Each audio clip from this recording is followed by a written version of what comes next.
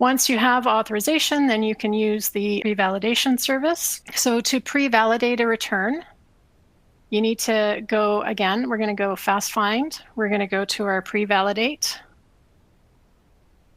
To get this transmission, you'll need to click yes, that you want to use the pre-validation for this T2 return.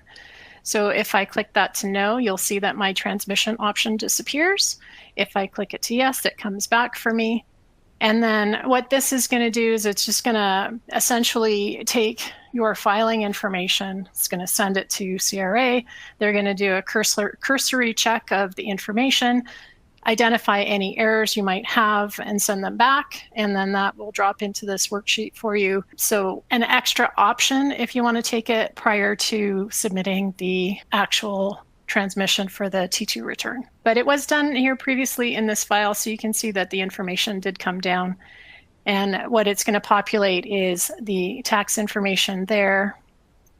If there's been a change in the addresses on file, some other information along the bottom that you might find useful. Again, an optional service, use it or don't use it if it's valuable for you.